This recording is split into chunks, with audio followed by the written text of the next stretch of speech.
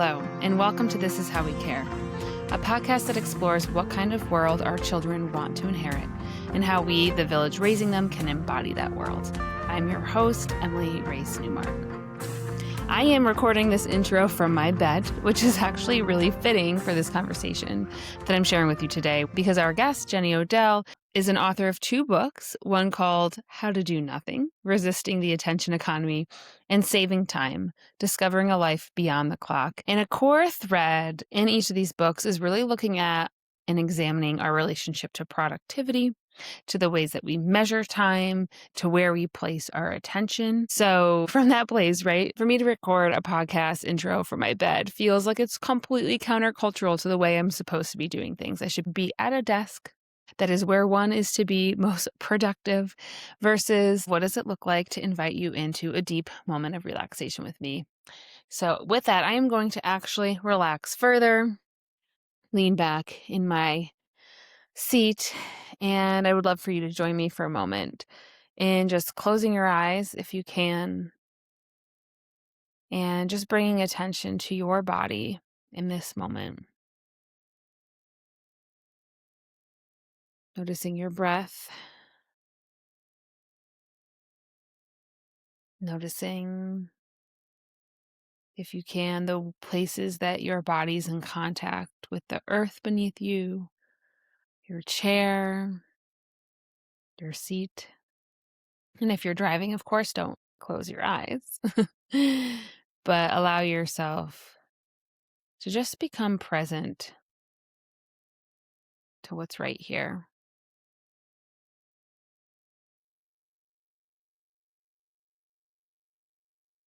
I would love for this conversation to be an invitation into a new way of viewing your world, a new way of noticing.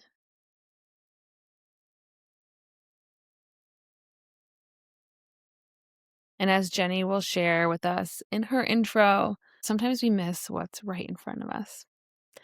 So thank you for joining me in a different kind of intro today where we just slowly arrive here in this body, in this moment.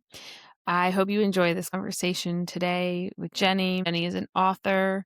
She's also an artist in residence at the Internet Archive, the San Francisco Planning Department, and Recology SF, which is also known as the Dump. From 2013 to 2021, Jenny taught digital art at Stanford University. I really loved hearing Jenny's perspective as a writer and as an artist about the time that we find ourselves in now and how we can start to gain some agency around our attention, around our time, and what kind of world perhaps could be created from that. So with that, I hope you enjoy this conversation, and I would love to hear what you think. Enjoy. Well, I am so beyond excited to be sitting with Jenny Odell for this conversation. I've been honestly waiting for this since reading your books and having my entire worldview in some ways be confirmed and validated, in other ways like really be blown open. And just grateful for the artistry and intention that went to writing those pieces and for your time here today. So thank you for being with us. I'm happy to be here. Tell us, like, if there is a one story you could hone in on, like, what's a story of how you even got to have the lens that you had to write both of these books that are really shifting our worldview? It's actually an experience that I had as a kid at some kind of summer camp because I went to a lot of summer camps. And it was just like the city, like the municipal summer camp like program. It was not anything fancy, but the sort of like leaders of whatever particular camp I was in had done this thing where they picked a section of a trail that they demarcated and they sent each of us down this section of trail alone, one at a time. And I don't remember how old I was, but I was like just old enough where that was like a little bit scary, like, or maybe not scary, but I was at an age where you're like not walking around alone, basically. Like you're not unsupervised, but also maybe an age where you're like starting to like feel like you have an independent view on the world. So it's exciting. Anyway, they had placed these cards like along the sides of the trail that were like prompts. And the only one I remember was turn around, because like in that spot, if you turned around, there was this incredible view. And that you wouldn't, because of the direction you're walking in, it would not occur to you to turn around. And There were some other ones that were like more like action based, but they were all kind of like ways of interacting with the environment. Mhm. The fact that I remember that means that it made a really big impression on me. And I was not at that age like super into nature or anything like that. I was just there for summer camp. Like I was just, my parents are both working. But I think about it a lot because that was a work of art. Yeah. That's how I think of it now. But they didn't like build anything and put it in the space. They just added signage and Mhm. context. And I mean, I don't know what other kids' experiences were of that, but we each had our own experience. And maybe some people just like blew right past those cards, or maybe someone had like a really profound experience with like a card that didn't mean anything to me. But that makes it even more meaningful that it was like I had my experience of this. And the reason that story has been so important to me is because A, like that's what I aspire to as a writer. Like I'm just trying to put those little signs. But B, it's about the fact that there could be something right in front of you, or I guess in this case, right behind you, right? That is like life changing. And all you need is someone to point it out. They don't need to tell you what it is. Mm. They can't actually tell you what it is. Like they're just gesturing toward it. And I think that seems really small, but it's not. Mhm. No, yeah, I'm connecting dots in my brain right now to, like, experiences that you highlighted in How to Do Nothing. I think it was John Cage's concert that you left and just heard the sounds of the city differently, and I had that experience after reading both of your books where I'm like, even just interacting with the natural environment and the birds in another layered way. But really feel like an umbrella part of this conversation today is like, what are we paying attention to and how are we relating to time? And these are two things that I feel like in many ways we've lost autonomy over. I see your work really about like bringing that back into a place of like personal power. How would you frame like what is kind of your goal in terms of having people think differently about time and attention? Yeah, it's interesting. It's like you kind of have to thread the needle, right? It's a very prominent sort of like part of the discourse right now to point out the ways in which people are not in control of things, and that's really important to acknowledge, right? Like people are not in control of their time, and to different degrees, right? I have much more control over my time than probably the average person. Certainly someone who has 3 jobs and children. Mhm. Our attention is being manipulated by systems that people have put a lot of thought into, like really smart people. So these things are true. That is one very important piece. But I think what sometimes gets lost in that is that's not 100% of the story. As soon as you start saying that's 100% of the story, you're basically saying that people have no agency. And there's something that I think about all the time is the end of The Truman Show, the Yeah. movie. Yeah. I don't know if you remember, but it's like this guy's been like, surveilled and sort of controlled, and his whole life is like manipulated. And then at the end, there's like that voice that's kind of talking to him, like, I've designed your whole life, like, blah, blah, blah. And there's been cameras everywhere. And he says, you never had a camera in my mind. And Mhm. like, I think about that sentence like all the time. Like, you never had a camera in my mind. And so, like, I think I'm like in both books, like, really like searching for that like remnant Mhm. that like we know and maybe need to reconnect to Mhm. that is self-directed. Mhm. While at the same time, like I don't subscribe to sort of like individualism with hard boundaries. Obviously, we have ecological selves, but there is Mhm. something in the center of that. Yeah.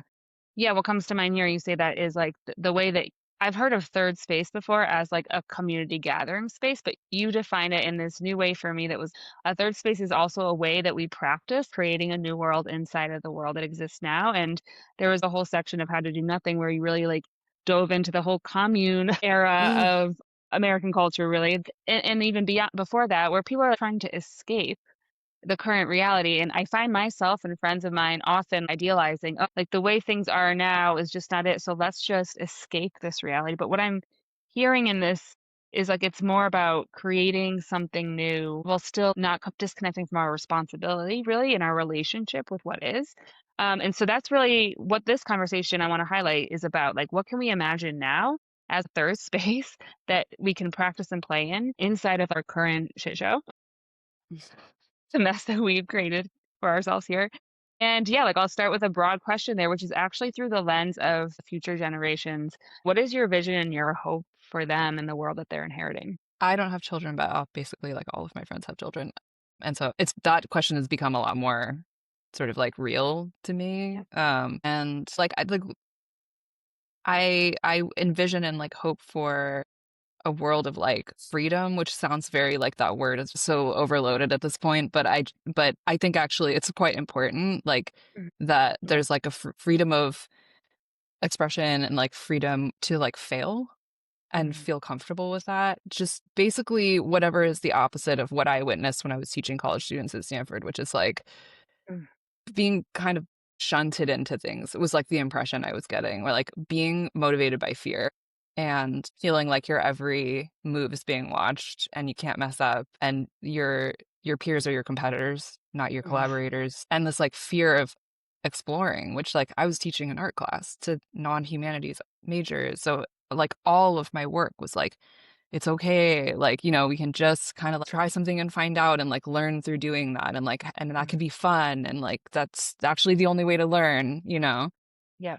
And so, like, I'm someone who's very obsessed with like learning, like how people learn, how I learn.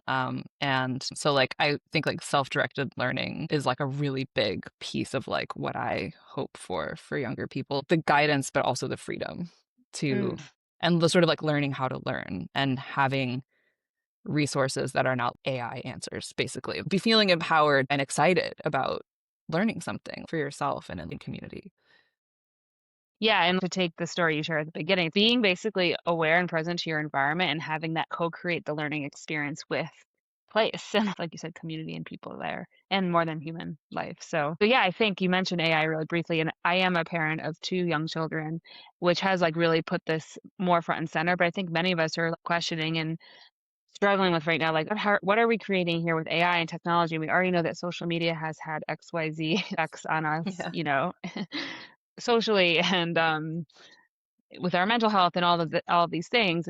It's really deteriorated at our cultural fabric, and it's contributed in some ways that are really useful and helpful.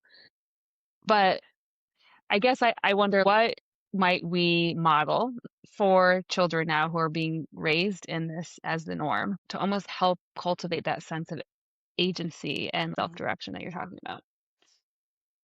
I think it's really important to have this experience that I think is like really basic to learning, which is like trying something a bunch of times and failing and then finally getting it. Not that people don't experience that anymore, but it feels like it has a more of a negative charge to it than it did when I was growing up. Like I mean like how there is no other way to learn. You can't Mm, do it perfectly the first time. We shouldn't want to do it perfectly the first time. And I feel really associate a lot of AI tools with like shortcuts. And like, yeah, I guess if your goal was to do it faster, then that's good. But if your goal is to learn, then that's not ideal. I'm part of this volunteer habitat restoration thing right now, and I've been doing it for a year, and I didn't know anything when I joined. Like I right. had never gardened before. I didn't have any of the gear. Like I didn't know any of the plants, and I've like really just been like observing myself mess up, and like thankfully the person who runs it like knows how to teach and knows it's almost like as much of a law as it is about the way things grow on that hill. It's like people Yeah. are going to mess things up. It's going to take them months to be able to distinguish these two different kinds of grasses. Like, and then when you finally embody that knowledge, that is where the agency comes from. And there's no shortcut to that, and there Totally. shouldn't be. Yeah. Yeah, thank you for framing it as shortcuts because that totally sums it up. And actually, like as a writer and someone who loves the process of learning, I'm like, that's why I have such a problem with AI because I'm like, I don't want to give that away. Like I want that Yeah. part Yeah. of like refining a thought myself. And I actually will just add like recently I ordered a Chopin piano musical book because I used to play piano as a young kid, and I was like, I want to take the very long time of deep practice where I'm messing up this 22-page song, and I want my kids to see me mess it up. And I need to experience that for myself too, because almost my internal clock has now adjusted to be, I have to do this quickly. And I think that speaks to both like this productivity culture, but also like the Instagram culture and just like we need to show our results all the way. I mean, Mhm. what can you speak to in terms of productivity culture and how it's kind of conditioned us to relate to time and needing to always be doing something?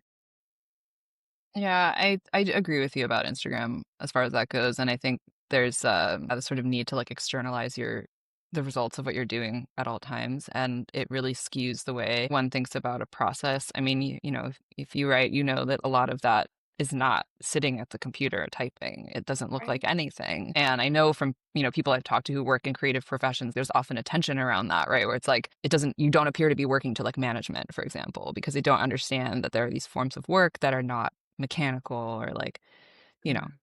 Yeah, I mean, one of the things they talk about in saving time is Taylorism and the regimenting of like factory work, which is inextricable from the effort to make it go faster. Like they were never Mm. simply measuring the tasks; they were measuring them in order to make them happen more and faster, to get more value out of employees, basically, because time is money. Mhm. And it's kind of fascinating how much that view of work has persisted, even though the Mm. work is so different. Mm. And also how much those systems from Taylorism are still with us, literally in the form of the scanner guns in an Amazon warehouse or the UPS truck telematics. All of these notions of this way of measuring a certain type of work are in the world, but I think they've also psychologically affected us in terms of like, I am a machine that needs to output work. There's like work per minute. Yeah. And like, I don't want to be idling. Like a machine doesn't want to be idling. Yeah, I mean, you spoke to this in Saving Time as well, like that not all actually in reality, not all minutes or seconds or like hours are equal. And you talked a bit about, especially for people in caregiving roles. I'd love to hear more about that because again, we have an audience here who is a lot of parents or caregivers in some way, and like I'm sure they can relate to this feeling that I also hold, which is like I put my daughter down for a nap. I'm like, what am I going to do with this hour of time? How can I maximize this hour of time? What can you basically speak to in terms of just like relating to time differently? Like time actually isn't money. Like, so then what is time? Yeah, right. I mean, I think it is important to point out, I think of time reckoning as like a language, almost literally. There's minutes and hours and days, calendar time, that is a language that has a whole cultural history that I get into in the book. And it is like the lingua franca of the world, right? Like for Right. very, obvious reasons, one has to speak that language. Some more than others, right? It's a privilege not to speak it, but it is one language. There are others, and there's a part in the book where I show this graph that every time I look at it, I like can't quite process it, but it's sundial time versus clock time, Mm-hmm. and the sundial time is kind of going like this. So the Mm. sundial appears wrong, different degree in a different direction during different parts of the year, but actually that's real. Like that time Yeah. is real. Like solar noon in any particular location is arguably more real if you're going to say like it has a physical basis or something, right? Like Mm. an eclipse or like things that are like have like physical bases versus Mm. like minutes, hours, Mm. centuries, like things like that. Uh, and so I think, there are like sort of similarly like physical ways of trying to get more in touch with that language, which are paying more attention to things that are growing or things that are Mm. happening in your body, seasons. I mean, actually, it's once you kind of start looking for it, it's like we do still actually celebrate things like Mm. seasons, like the equinox. There Mm. are these kind of like acknowledgments, right? Mm. I think anyone who's ever been pregnant is like very familiar with like how different that feels from linear time. It is linear, but it's not. Mm-hmm. And it's like a progression. It has stages, right? Like that's something like things having stages is kind of like a natural thing. But I also think it's interesting to think about like the social implications of that. Mm. Like the idea of time being money is historically and still tied to the idea of people having to sell their money or sell their Yep. money, sell their time Yep. because they have nothing else to sell. Like that was a historical development, right? And I think likewise when you think about time as something that's not money, and you start to think about it in more like ecological ways, it Mm. seems a lot more connected to things like gift economies or this Mm. like story that I tell in the book about these beans that my friend has that are descended from Mm. beans that she gave away like 20 years ago and she can't buy them in the store anymore, but her friends are like growing them and giving them back to her.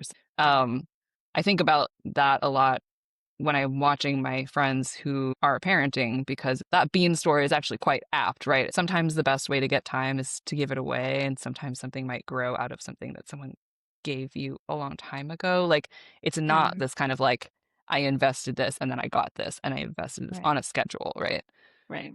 Yeah, which to me, I've been thinking a lot about like transactional versus relational framing and practices. And like that's what I'm hearing. It's like this ecological time is really rooted in relationship to like probably lots of things like space and in what's in that in that ecosystem. And I'm thinking too as a parent, like or anyone that's thinking about the next generations, I mean, there's a responsibility in this where we can actually, in our own shifting attention to other forms of time, relational, ecological time, we're cultivating that in this next generation. Because my fear at times is like, I don't want our kids to lose sight of like, that's actually what's real, if that makes Mhm. sense. Yeah, Yeah. totally. And something that I've witnessed that I think is so beautiful. I mean, like a lot of my friends' children are about 5. That's a age that I'm very familiar with right now. I'm starting to be able to see like how much the pattern of attention that I associate with their parents is embodied by them. Like I have a Mm. friend who my birding friend actually is like if I see like an interesting bird thing, he's like the first person that I text. His kid is 5. This kid knows like probably more about the birds in Golden Gate Park than like whoever's like standing nearby. Like he can just Yeah. like he knows what bird it is, like he knows why it's there. He probably knows that it's like migratory, like because like that's what he has been, I mean, probably directly taught to pay attention to, but it's also just what he's observed. Like when he's Right. looking at his dad's paying attention to the bird. So he is now Yeah. attentive to those kinds of rhythms. And I think that is a big piece. And then also I think the way that, and I think this is true actually, not just with parents and children, but just communities in general, the way people talk about time has a really Hmm. big impact on other people. You could be in a group where there's just like one person who's talking a certain way about it, and this has happened to me before. Like you will leave that being like, Mm. am I like I, thinking about this totally, like, and it, I've like, been infected. yeah, Infected. yeah, 100% of the people around you are, Mm. in like spreadsheet world, and Right. thinking about time as like little bits and blocks that are interchangeable, and like that's how you're gonna think about them, and that's how you're gonna value them. Yeah. Yeah, yeah, which like brings me back to like this whole self-improvement culture of like I have to maximize my time. And honestly, like I'm having a general personal reckoning with like, oh, so this village that we're craving for and that I personally am like trying to bring back to life in my community has actually been so commodified that like we're just so used to paying for Mm. people to do services that a village would normally just provide freely through like a gift kind of way. And I'm just thinking about this case study of like, okay, let's say my mom who wants to maximize my time, but like in our current economical system, that really looks like paying somebody else for their time. And so I'm Mhm. wondering, like, do you have a vision for like another way that could look? What's like the future that we want to start creating that's beyond just like, oh, I have enough privilege to now pay someone else for time that like takes away from their own life. Yeah, totally. I mean, I think that question kind of like lives in this category of like the reason it's so hard to answer is because it's like trying to think about something that's in between now and like a future that feels very different. And it's like I think it's hard to think about without being like, well, capitalism, basically, right? Like, which is like sort of true in some sense, but like, but also we live in between how things are and how we want them to be. And so I think like I take a lot of inspiration from things that have tried to grapple with that. And I think like the cooperative movement is like one example you can look at where it's, cooperatives exist in capitalism. They within them there's a very different structure of relations and power. You're typically more democratic and things are kind of more distributed. People are kind of showing up in a different way. It's not as transactional, and there's kind of like a shared purpose. So I think like I live in the Bay Area. There's plenty of experiments with like co-housing, different kinds of like communal sort of structures. That's like right, like that's like the arrow that's like pointing in the direction of like where we want to go. And it's like I think it's also important to sort of like cut ourselves some slack in terms of being like, well, we're starting here where there's like housing laws that are like this, and like the all of society, all of Western society is like set up for like nuclear families living in their homes. There's this movie that I'll probably talk about in my third book that I'm obsessed with called Vivarium, which I hesitate to recommend because a lot of people hate this movie for reasons that I'm like pretty sure I know why, but it's like sort of a satire of that dream, right? Like specifically like the McMansion in the subdivision where like it's a nuclear family and you're just like reproducing labor power over and over again, each individual sort of like totally disconnected unit. And like that's the capitalist dream, is that like that works great, you know, for having like workers and people who are feeding and caring for those workers. And so I think like you can take that as like one end of the spectrum, and then there's like this much more communal situation on the other side of the spectrum, and you're like, well, how can we just make moves in that direction? I do feel like cooperatives in general are kind of models of that, like actually existing now. Yeah, it's so beautiful. And I also, to your point around being compassionate with ourselves around where we find ourselves now, I do think paying attention, right, to like, oh, whoa, this is the structure that I'm a part of, starting to see behind the curtain around like, oh, this is all transactional, is the first step for many people. And then from there, looking to existing models that have been experimenting with this, or like other cultures, indigenous cultures, for example, that have been living in these ways that, we can learn from, humbly learn from, versus feeling like we have to create it all from Yeah. scratch.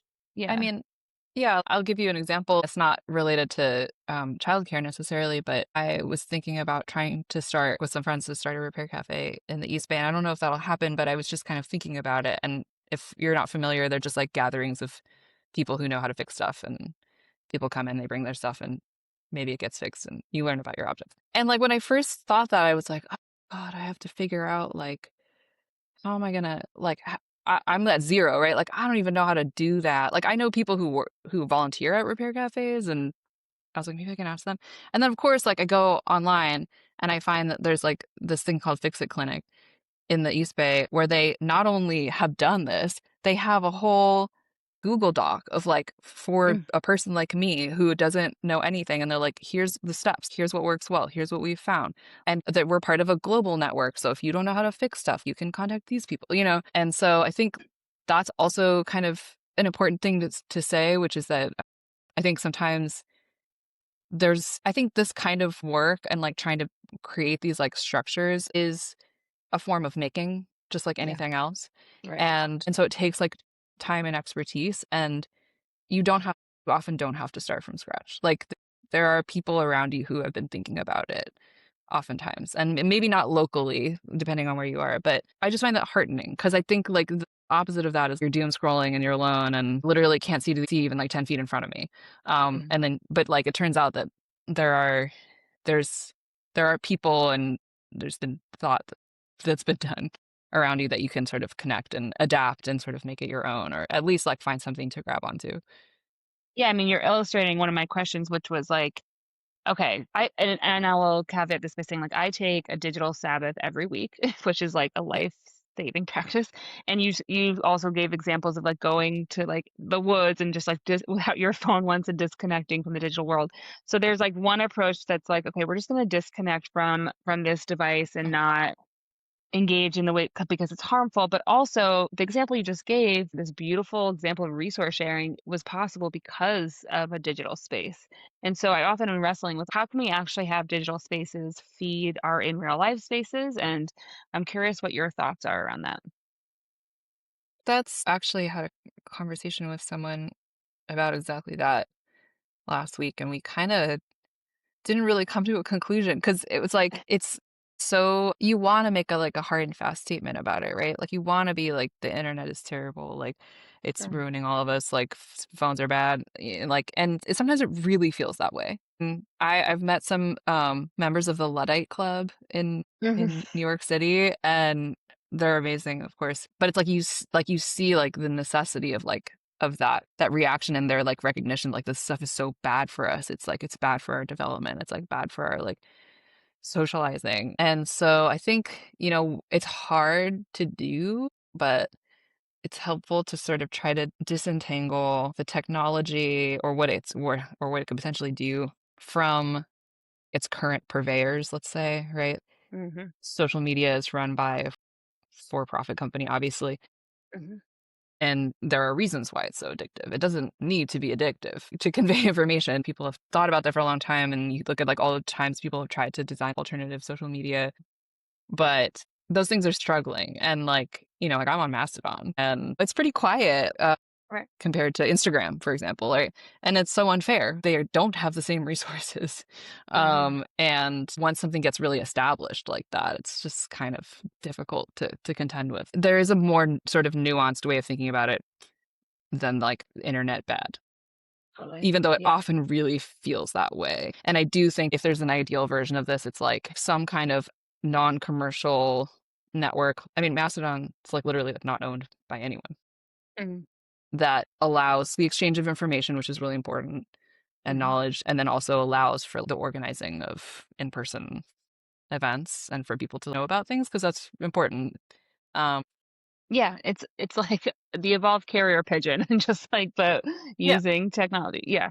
And yeah, thank you. I've had conversation on the show before around that. Like we do these broad stroke generalizations about things like, oh, technology is bad, social media is bad, and that's actually, yeah, not nuanced enough to hold what's true there. Okay, so one thing that came to mind for me also is around community. Community has become this other thing in the same sense of like the experience economy. It's like something that we're being sold all the time. And so I'm curious, from the research you've done, what is your vision for community, and maybe naming like what also is it not? Like what are we being Yeah. sold around this? But like what actually is your vision for what community could be?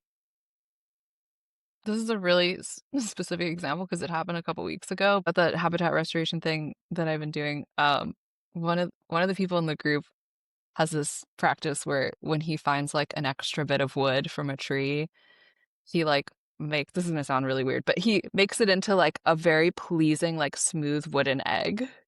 Eeh. Um, and he has like a bunch of them and they're like so pleasing. And so some people from the group were like, we want to make some too. And we came across this extra wood. We went to this one person's house and they had like gotten a bunch of what are they called? Rasps from the lending library in Berkeley. It's basically like a microplane, but for wood. And mine is still in progress. It's right Oh, you here. got it. So cool. But like it's not an egg yet. Wow. Wow. Anyway, just we were sitting there. It's so repetitive. And just like chatting. The sun was going down. We were in a nice backyard. And I was like, I kind of think that like people sitting in a circle-ish configuration, working on a thing and like kind of talking shit, like is like the highest form of human existence. Like Oh this my is God. it. Like we found it like thousands of years ago. This is like that's like that's it. Yeah. And like you could totally see someone like swooping in and being like, Airbnb experiences or something like to like Right. experience like the authentic wooden egg, but like that would be different. Right. And so while we were there, I was thinking about in Berkeley, up in the hills, there are these giant boulders, and some of them have grinding holes from like they're like Ohlone grinding holes from like when they would do like the acorns. And I was up there with a friend, and we were looking at them, and we sat down, and I realized that they were exactly chatting distance from each other, Wow. and there's a view. So it's like, oh, you want to go up on the rock and do the acorns and again like talk shit. It's like I don't know. It seems so obvious and kind of familiar in a way, but so hard to find now. And Well, yeah. yeah, Well, I want to just like double tap into what you said around like, yeah, because if that became co-opted by Airbnb as an Airbnb experience, it becomes different. And so like, can you explicitly name what you think would be different about that, or like what makes it different? and I don't want to say that like someone who pays for an Airbnb experience isn't having a meaningful experience, because I think that that obviously happens. Especially if you're like traveling somewhere and you have no context whatsoever, but it's a product, and that's fine. I mean, for some things. And there's probably also a gray area between these two things. If you're just having the experience, you have different kind of expectations for what it's adding to your life. I go every week to this volunteer project. I don't go there to get anything out of it, although I do feel that it's a gift. Yeah. But I just go there because I need to go there. I just go there because I like want to see those people. If I don't go for a while, I start wondering what's going on with people, and there's not really anything more to it than that. I don't expect any returns. on it. Yeah. Right. Which is back to that transactional factor of like, if I'm paying you for something, then you owe me something. And that's like the lens perhaps Yeah. that we're looking through, even if relationship is also present. Yeah. Yeah. Which it can be Yeah. for sure. Yeah, for sure. Yeah. So speaking of transaction and economies, like you've named these things like the attention economy. I was also thinking about the experience economy, which we kind of just touched on. But like if you could just explicitly define the attention economy, like it sounds really like, oh yeah, that resonates. But for someone who may never heard that term before, like what does that mean? I think it's just an economy where attention is the currency. I mean, advertising is Okay. an example of that. Social media is an example. Oftentimes, I think like it's assumed that like the attention will bring financial value, but it's yeah, Mhm. basically a system where the amount of attention is the thing that's being measured and kind of optimized for. I would say advertising companies are probably doing it in the most cut and dried Mhm. way, as well as anyone who's designing dark patterns into social media, but also anyone who is an influencer who needs to get more followers. These are all examples of it. Yeah.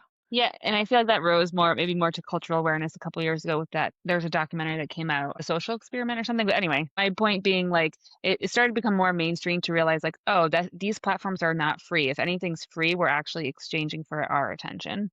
Uh, and in that maybe being directed towards things and getting caught into some addictive loop that we actually don't want to be, and losing our sense of autonomy in that.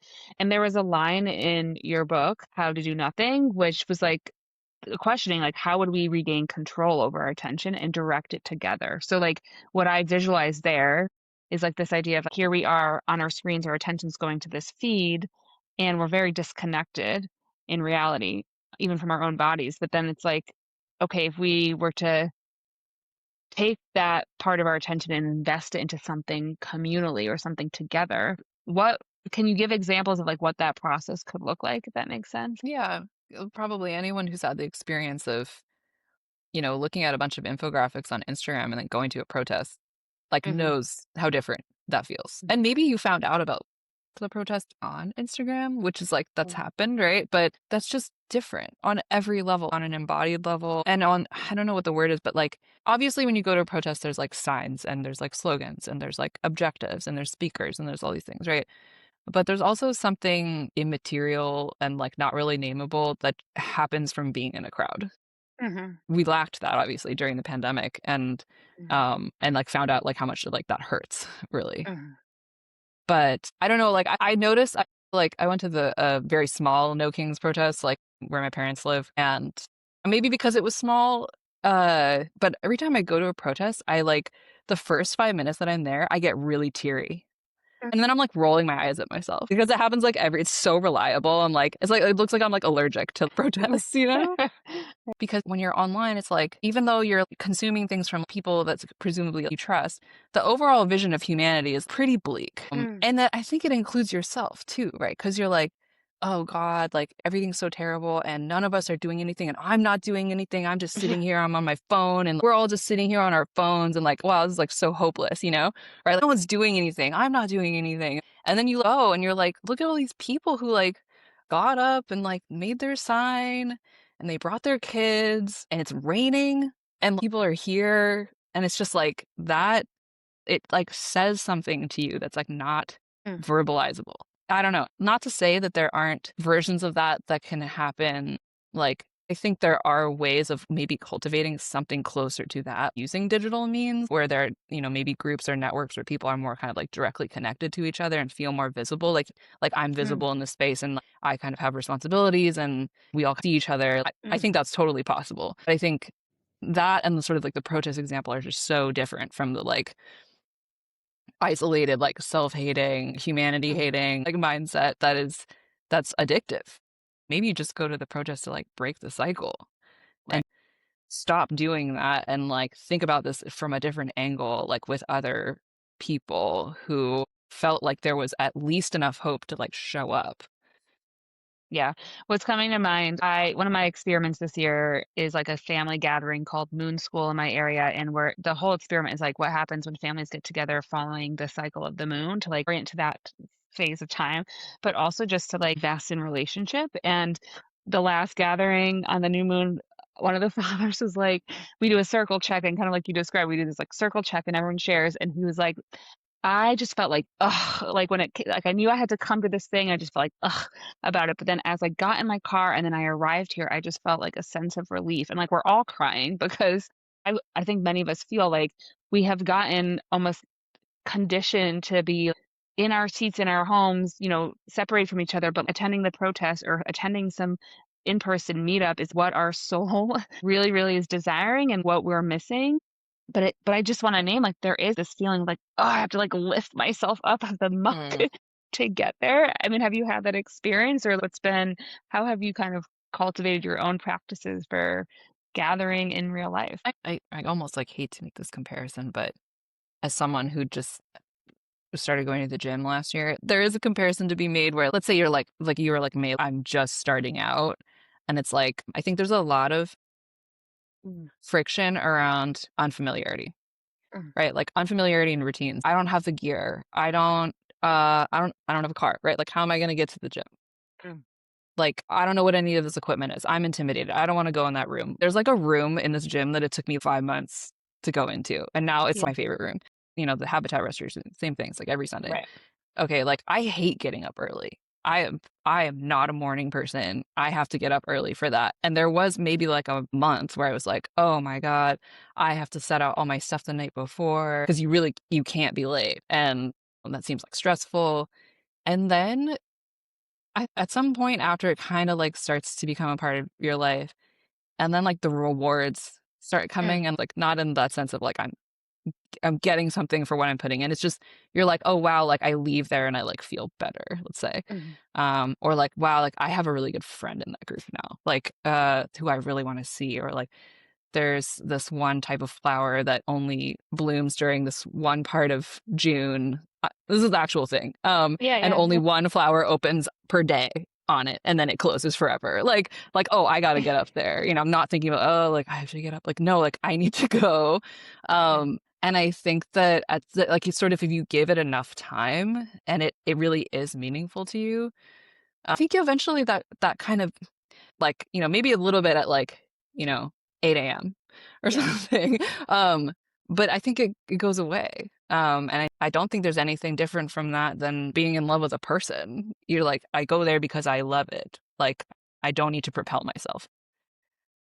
Wow. Yeah, like to go back to this restoration gathering because it's not because you're trying to get something from it, but because there's a relationship there. I mean, what I'm really hearing is like these are gifts that you're receiving and now you know what the gifts could be, but also like there's probably unknown gifts yet to be discovered. Yeah, so okay, so we covered so much here, but I'm curious if folks are like, okay, a lot of this resonated, but where do I begin to start putting new practices into place? Where would you direct people listening here to begin? Just thinking about my last book, anything that involves observing the seasons, I think Mm, especially with children, 'cause, mhm, they're so attentive to things like mhm, in the outdoors, right? I think going out with the intention of doing that is really lovely. And I mean, I talk about it in How to Do Nothing, but there's that app iNaturalist mhm, that I think would be really fun to use with kids actually, mhm. because like that's probably seems like super magical to. I mean, it seems magical to me, right? You could like take a picture of a plant and it'll give you like some guesses as Yeah. to what it is, and then you can make your guess, and depending on where you are and how much people use it, human will confirm or deny and maybe give you some reasoning like this is why I know it's this flower. But that I think is honestly a great starting place because you can do that like in your own neighborhood. Mhm, See, what is flowering, what has finished flowering. I mean, here in the Bay Area, like you'd think that most things would be done flowering because we have a very like ecologically dormant summer. Like all the plants have evolved to just basically like mhm, go underground or die during the summer. But there are still things flowering that I mhm, know about now, and I look for them. So mhm. to me, it's like it's just different from like going for a walk. Like I love going for a Right. walk, but it's like going for a walk and you're looking for something, and the thing that you're looking for is like evidence that like today is not yesterday or last Right. month. Right. Like what has emerged here, what's new here. Yeah, and with the iNaturalist thing, I again my kids are really young, but I have like an opposition towards using technology with them. And I was like, oh well, duh, I could just get like a book that like identifies different plants. And so offering that too, I think you mentioned like a bird watching book that was like one of your beginning tools alongside iNaturalist too with plant identification, but like, yeah, just to start to like create language and an awareness to this other world. So yeah, it may sound like a silly question given what you are writing about, but like, is there a cadence you would recommend, like go every week or like, or just like follow the rhythm of your own heart? Like, how do you know how frequently to do this? Yeah, it's just I would say like see what you can get away with. There's a tree that I talk about in Saving Time that I kind of use as like my clock because it's a California buckeye tree and it's going dormant right now. It'll look dead basically for the rest of the year and then it goes through like these very identifiable stages and then because it has flower stalks, each of the flowers is kind of like opening. During a certain time of the year, it's a great thing to pay attention to because it's like kind of always different. But I chose that tree because it was on a pathway in a park near my house that was just kind of my pandemic walk was like just happened to go by it. And so to me, it's much more important that it's something that can be woven into your everyday life than being something really spectacular. So I mean, I know Ed Yong, who wrote An Immense World, who is a good friend, I heard him in a recent interview kind of making this point, which I feel like he's very qualified to make being, writing about like animal senses and sort of the natural world, that like there's like sort of a notion that like nature is a thing that you need to go drive to. And like, here in California, it's like, oh, we got to go to Yosemite or something like that. And it's like, don't get me wrong, I love Yosemite, but there's also like moss on the doorstep, like outside. Yeah. And I'm a big fan of neighborhood birds. I'm very fortunate to live in a neighborhood that has a lot of birds, but I'm not the kind of person who goes out and, if there's a rare bird and drives all the way to a different city, like I'm kind of just interested in like what's going on around here. I kind of suspect that that's maybe like a barrier for some people where they're like, well, I don't have access to state park or something that I sort of like think of as like capital N nature. And I think sometimes you can find things that are closer to home that you might not have known about, or maybe you just never really paid attention to. You were talking earlier about not wanting to use technology so much like in that setting. Usually if you kind of just look for them, sometimes there'll be like guided walks by like naturalists or which is actually I think kind of a better way to learn in some ways for certain things where you really just actually need to see it and have someone point it out to you and tell you like, Yeah. this is why we're seeing it in this place. But at least where I am, those things sometimes happen in smaller municipal parks. Frequency and habit is like more important than I gotta do all this planning and make a big trip to Yosemite. Right, which is like makes it less likely to happen. And also like as part of that experience economy here again, it's like, oh, we're just gonna like it has to look this way. And I'm being like sold this kind of vision image of it. Yeah, and I love that part about the guided walks because that's an opportunity for community building too and having more context dependent learning versus like I don't know Totally. how to apply this thing online to my life right now. Yeah. So, yeah. Well, again, Jenny, thank you so much. Before we close out, is there anything you specifically would love for us to do to support what you're up to in the world? Not really, but there was one thing I wanted to mention, which is I felt like was relevant. I have it over here. A Sure. friend of mine told me about this. Well, and then I bought one. She and her partner took their kids to somewhere in Europe, and the kids just saw how much less the parents were looking at their phones, apparently, and they wanted that. And so when they got home, these kids they know how to knit, and so they made this. They made these.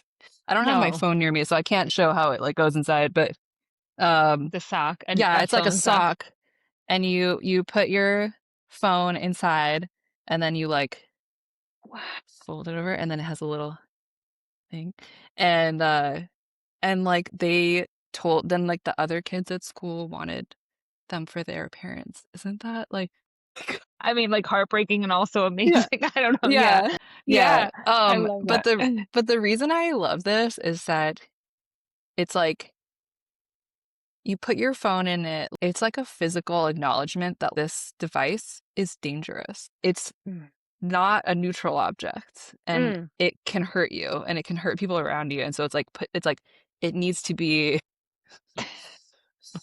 you know what I mean? Yeah. Like it's Well, like, yeah. yeah, I'm thinking about sharp knives again in the context yeah, of children and like how do we often my husband and I are often like how do we talk about the phone with our kids without creating this like obsession with it where they're like, well, what is that? But we're more like, it's a tool that like it has dangers, like in the same way that a knife is a tool that can be dangerous if it's not used with intention. So I see that like that phone stock Knives also have covers. Exactly. They have covers too. This is just a really colorful, beautifully created one. I love that. I'm so impressed with their knitting. But yeah, I just wanted to mention that. And then, I have a newsletter. Cool. So I can send you that. Maybe to include.